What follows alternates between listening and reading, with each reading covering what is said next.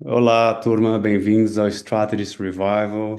Hoje com o querido, grande Ariel, que topou participar desse nosso papo aqui e dividir com vocês. Vamos lá. Primeiro lugar, seja muito bem-vindo. Obrigado demais por topar participar, Ariel. Conta um pouquinho de você, da sua jornada na publicidade, profissional, pessoal. Conta um pouco de você. Obrigado pelo convite e por todo mundo que está ouvindo.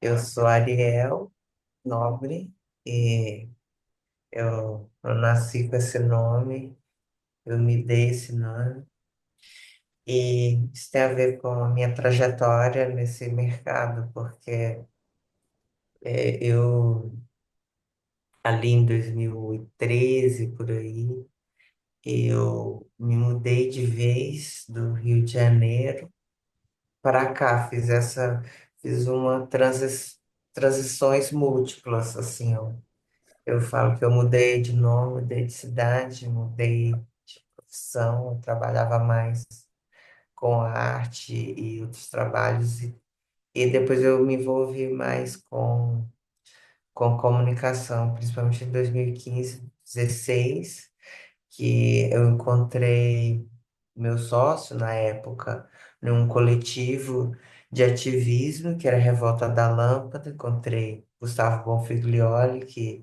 já era publicitário, ele trabalhava na Flag naquele momento, e ele saiu da Flag e a gente fez uma empresa de consultoria de comunicação para as empresas e anunciantes que queriam se conectar com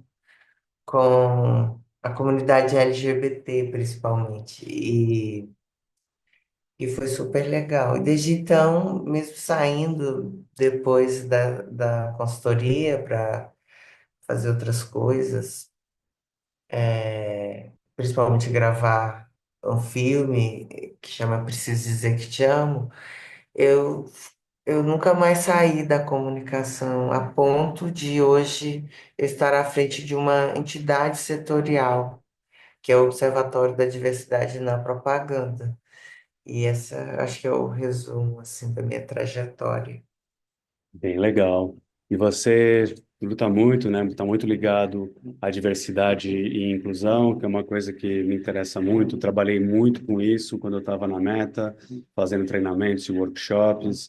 Hoje eu tenho um curso que eu vou dar, que tem essa temática, né, da publicidade inclusiva e tudo mais. E eu fiquei muito interessado, e assim a gente se conectou com o Observatório da Diversidade na Propaganda, que tem agências conectadas com o observatório e tudo mais. Queria que você contasse um pouco do observatório, o que ele é, propósito dele, o que que as agências fazem e qual que é o impacto das agências no observatório e na comunidade de um modo geral. Sim, o observatório surgiu assim, em 2021, quando teve, do nada, assim, a gente ainda estava saindo, mas ainda na pandemia, e surgiu na Alesp, que é a Casa de Lei do Estado de São Paulo, o PL 504, que associava LGBT com má influência e que, na prática, proibia qualquer campanha de comunicação com, abre aspas, diversidade sexual, fecha aspas, com a pretensa ideia de proteger crianças e adolescentes. E aí, na época, a deputada estadual, na época, Érica Malunguinho, fez uma campanha de mobilização social em relação a isso, e a ABA, outras entidades setoriais, estavam se movimentando ali em relação a isso. Mas a gente olhou, assim, eu e outras lideranças, Felipe Sime, principalmente, o Eduardo Zanelato, a gente olhou para aquilo ali e a gente queria algo proativo, assim, propositivo, sabe? Tipo, como que a gente se fortalece, assim, como setor, para isso ter menos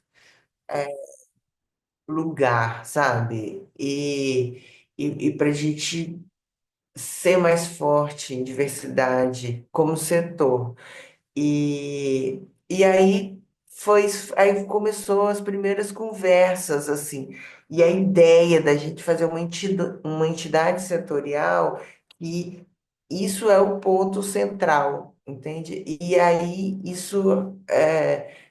essa ideia foi tomando forma, e a gente entendeu que o observatório era essa entidade setorial, que é uma associação de agências, a gente existe para acelerar a inclusão no nosso setor a partir de metas setoriais. E o nosso compromisso essencial é refletir a demografia brasileira até 2029. Então, em 2023 e 2024, foi a primeira diretoria que foi basicamente as pessoas que fundaram junto comigo, que começaram essa conversa assim junto comigo em relação eu junto com eles, né? Eles não teve esse protagonismo, mas assim, pra, foi meio que a pergunta é onde a gente está, né? Como que a gente vai começar? E a gente começou medindo. Então, a nossa prioridade nesses primeiros 2 anos é medir. Então, a gente fez o primeiro censo e o segundo censo, que a gente entregou no final do ano passado. E agora a gente está num processo de o que a gente vai fazer com esses dados, quais são os pontos principais que são negritude, em especial mulheres negras, profissionais com mais 50 anos e profissionais com deficiência. Então, a gente está colocando as nossas associadas para conversarem. Semana que vem, a primeira bateria dos nossos grupos de trabalho, para a gente trocar e lançar os próximos produtos do observatório, que precisa estar ligado em acelerar, em olhar e acelerar esses grupos específicos. E eu acabei de me, como a semana que vem, acabei de, né, de arredondar isso, eu estou muito animado, na verdade, para a semana que vem. É, que legal. E só de ter essas 29 agências que estão interessadas e abertas para receber vocês e tudo mais, e levar esses percentuais a eles, acho que é bem legal. E agora, vocês olham mais para diversidade, equidade e inclusão dentro do escritório, ou seja, nas equipes das agências. O que eu Sim, falava mais era nas campanhas, sabe? Para ter maior diversidade e sei. inclusão.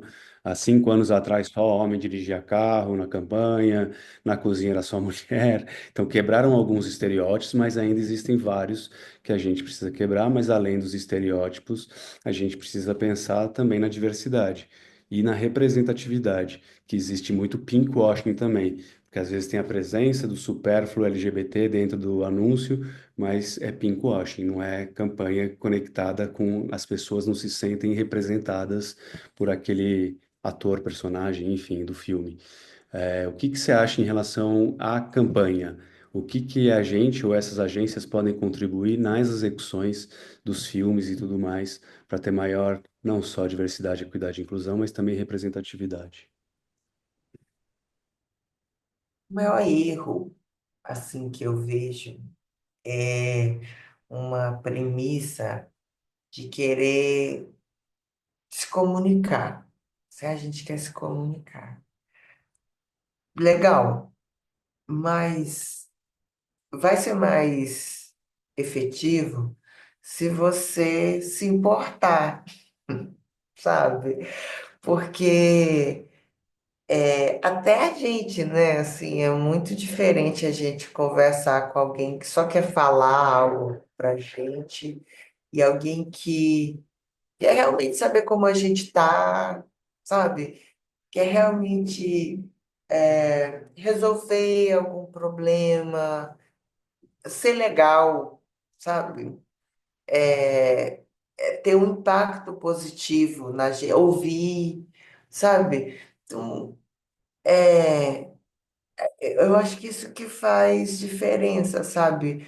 Você quer se comunicar com a comunidade LGBT no Brasil, 2025, hoje, de uma maneira efetiva, levar essa mensagem, esse produto, essa imagem, essa narrativa para essa comunidade e conectar como seu consumidor, seu interlocutor, vai fazer a população negra, que é simplesmente mais da metade do Brasil, é, pessoas com mais de 50 anos, que são 28% do Brasil. Então, vai fazer diferença se essas pessoas se sentirem importantes, se sentirem de alguma forma parte dessa mensagem, sabe? Então, acho que esse é o principal, eu acho, dica barra erros que a gente não, que eu gostaria de não ver, e eu acho que isso acho que é o mais importante, e acho que é o que mais dá certo, sabe? Quando pela gente, né? Quando a gente se sente, eu pelo menos, quando eu me sinto parte, quando eu me sinto ouvido, eu respondo melhor, eu quero continuar essa conversa, eu quero continuar essa relação, porque eu me sinto parte, me sinto ouvido. E são comunidades que enfrentam problemas, né? Que enfrentam desafios comuns a essas, cada um nessa comunidade. Então, tem muita oportunidade para os nossos clientes, para os nossos anunciantes é, entrarem nessa conversa de uma forma legal, sabe? Super sei. E também ter poder de fala, né? Não só de estar na diversidade de dentro da agência, mas ter esse poder de fala, de ser ouvido, entre outras coisas. Não estar Sim, presente só para ser mais um dado nesse status em relação à representatividade numérica somente. E essa diversidade também, até onde eu sei, ela colabora também extremamente na diversidade de pensamentos, de pontos de vista, que traz ideias criativas super, mais eficazes e interessantes e com mais perspectivas dos prêmios e dos resultados financeiros. super. Conta um E, pouco disso, por e... favor. Ai, desculpa. Pode conta um pouco.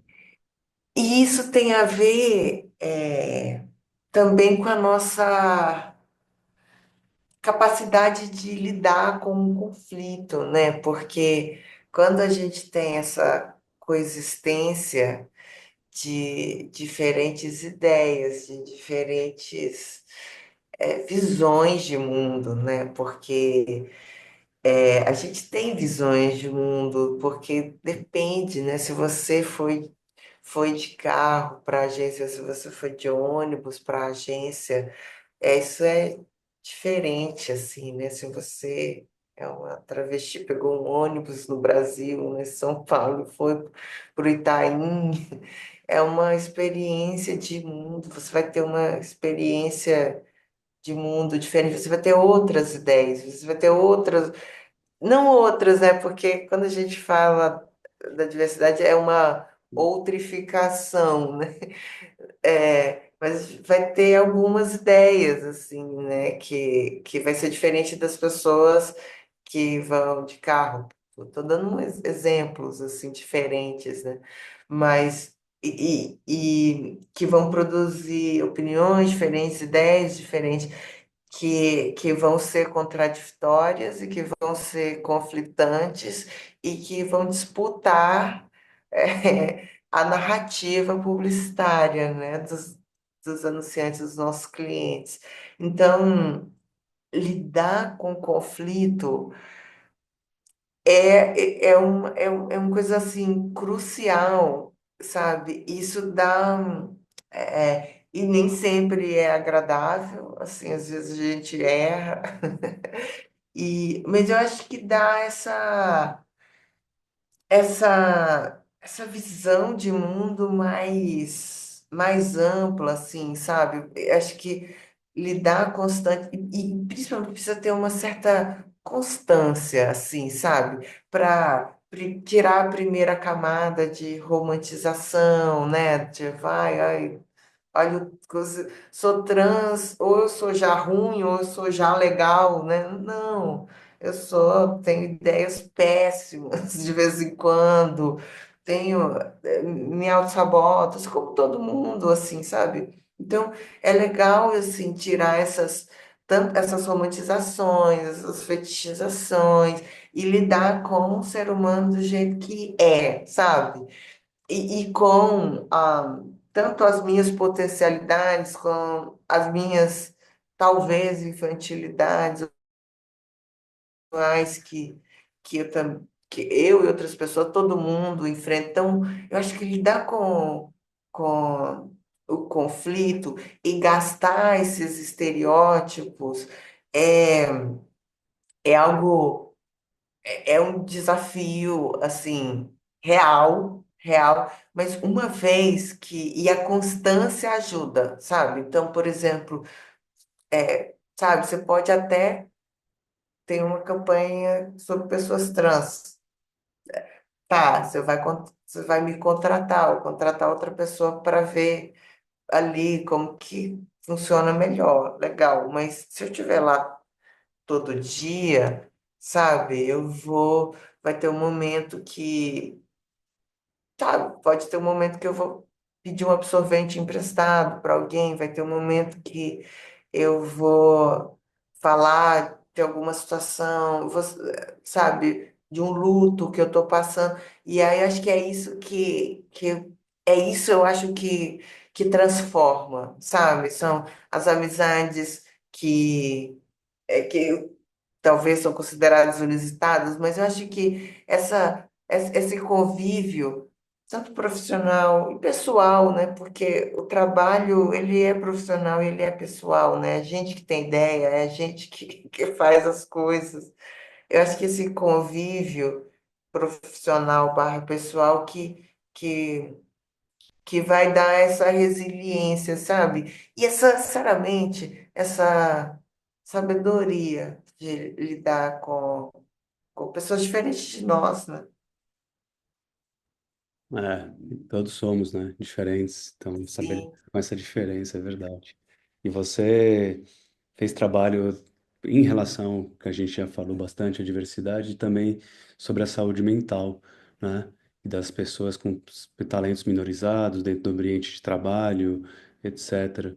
Queria que você contasse um pouco do trabalho nesse sentido também, please, na saúde mental. sim. Bom, para as pessoas que estão ouvindo, eu não sou psicólogo, tá?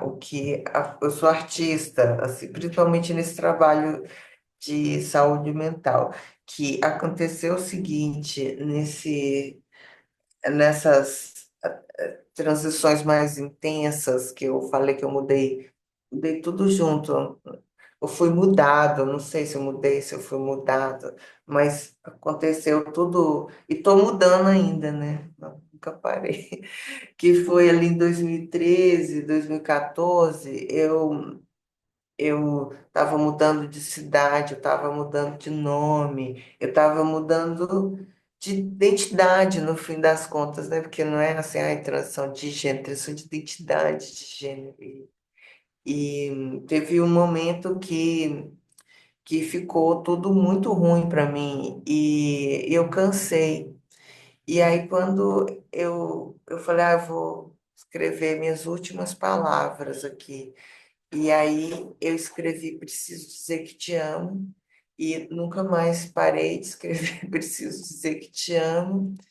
E o ato de escrever Preciso Dizer Que Te Amo constantemente se transformou em uma campanha de prevenção do suicídio de homens trans e de valorização da vida de homens trans e transmasculinos, né? E, e por muito tempo, principalmente quando eu comecei a trabalhar em agência, assim, mais especificamente na Soco, na época, que era escrever Preciso Dizer Que Te Amo sem parar. A minha impressão, eu escrevi Preciso Dizer Que Te Amo mais de 10.000 vezes. assim, fácil. E a minha impressão naquele momento era que a minha vida dependia de escrever Preciso Dizer Que Te Amo.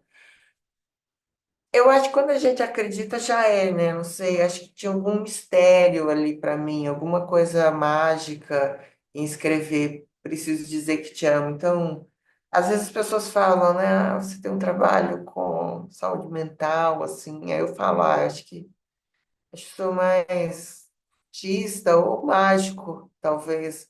Sabe? Eu não sou psicólogo, eu só precisei escrever, preciso dizer que te amo 10.000 vezes para, acho que, ter uma produção de sentido e de, de me sentir vivo, ou de sentir que aquilo fazia sentido para mim, né? Acho que talvez essa pessoa que eu precisava dizer que te amo, acho que o amor tem esse poder de costurar a gente na vida.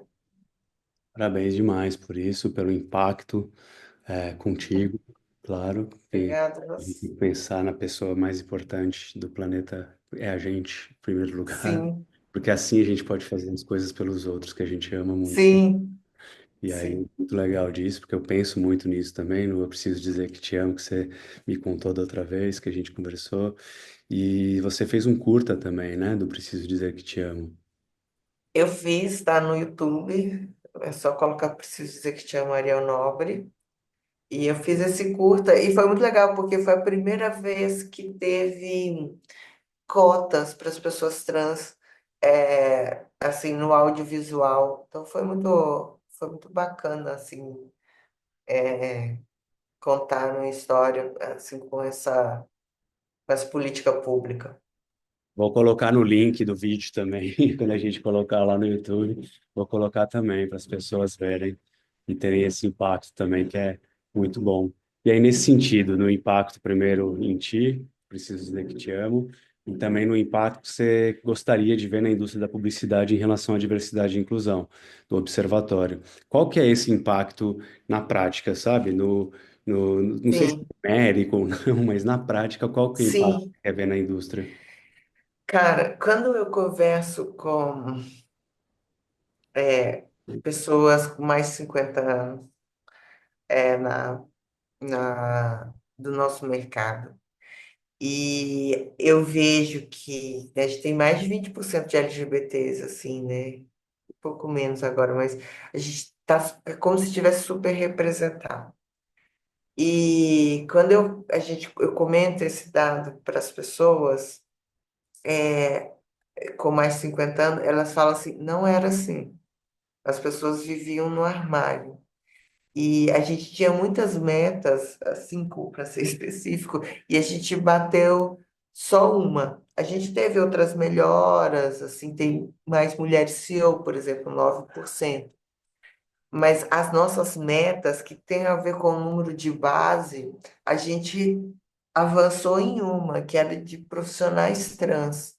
Então, a gente tem um pouco mais de 1% de profissionais trans hoje nas agências brasileiras. E é claro que isso era o primeiro passo, né? Mas eu estou muito orgulhoso disso, sabe? E de fazer parte disso. Eu me sinto parte desse avanço coletivo, sabe?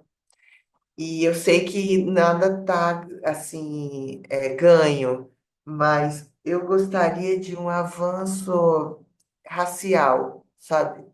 Assim, um avanço racial. A gente tem 30% de profissionais negros na nossa indústria, e eu sei que a gente conseguiu isso com muita luta, sabe? Uma das coisas que a gente vai fazer é um levantamento de tudo que está rolando e tudo que já teve. Então, para as pessoas que olham e vejo isso, nossa, só 30%. Eu vejo que, olha, sim, o ideal seria 50%, mas o fato da gente ter 30 foi um processo, sabe? Um processo que existem protagonistas e que nós vamos colocar essas pessoas, e esses programas e essas agências em evidência. Essa é a nossa missão do observatório, assim, desse ano, sabe? Que a gente inspirar, incentivar e dar luz ao que já tem para inspirar mais agências a fazer programas afirmativos que desenvolvem carreira de profissionais negros. Porque eu acho urgente, acho não, é urgente, porque a Constituição do Brasil faz parte do movimento negro, faz parte da diáspora, né, de pessoas negras para o Brasil. Então, eu acho que eu queria ver esse número da próxima vez que a gente for ver o censo, eu quero ver esse número maior. É isso que eu estou trabalhando e é isso que eu quero ver. Eu também, meu amigo. Até a última pesquisa que eu vi, 56% da população brasileira é negra. A gente chegou Sim. a 30%, já é bem maior do que era antes de pessoas profissionais presentes negros em agência. Mas a gente precisa evoluir bastante ainda, mas é o que você falou. Mas não, é o que você falou. Vamos passo a passo e fazendo censo, fazendo os argumentos com as agências, o trabalho que vocês estão fazendo. Admiro muito o observatório e quero aprender ainda mais com vocês, ficar mais próximo de vocês, para ter mais conhecimento e, consequentemente, mais atuação nesse sentido também no que eu puder. Tenho essa aula para curso que eu vou dar na SPM que eu quero ter mais conteúdo, então vai ser ótimo também de aprofundar mais com vocês. E a última pergunta é peça publicitária. Tem alguma campanha ou peça publicitária que te emocionou recentemente por representar bem a diversidade? Em qualquer momento da sua vida, carreira. Sabe que tem umas propagandas que eu acho bem legal, mas tem uma recente que eu achei muito legal, que foi uma campanha para o Banco do Brasil, no final do ano passado, feito pela W Macan. E eu achei muito bonita, que foi, eles pegaram três mulheres negras que o rosto foram apagados da história.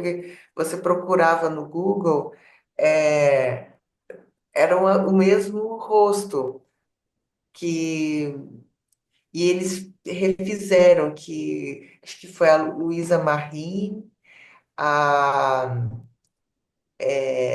é isso, a Luísa Marim, a Teresa de Benguela e a Maria Filipa. E você procurava na internet e era mesmo como se fosse a mesma pessoa, ou mostrava rostos diferentes. E eles pegaram, reuniram pesquisadoras, trabalhos acadêmicos, inteligência artificial e recriaram e contaram a história. Eu achei sensível, assim, é legal reconstruir a memória, né? Quanto mais memória, quanto mais passado, mais a gente empurra o futuro, né? Mais futuro. Eu achei bem bonito. Bem legal, bem bacana. E é isso, a gente trabalha com o comportamento do consumidor, né? Pensando nisso também. Comportamento do consumidor, claro, em conhecer a nossa marca, em ter maior consideração e, claro, em consumir o produto ou serviço, mas pensar no comportamento do consumidor nesse sentido, né? De quebrar as barreiras, preconceitos, minorizações que faz em relação a outras pessoas e outros grupos. Acho que a gente pode pensar mais nisso, em quebrar esse momento com quebra de mudança de comportamento de consumidor também. Ariel, obrigado demais por topar esse papo gravado, mas eu quero muitos outros para a gente continuar a nossa amizade aí e eu conhecer ainda mais do observatório e fazer na prática coisas conectadas com ele. Amei, obrigado pelo convite. Beijos, amigos.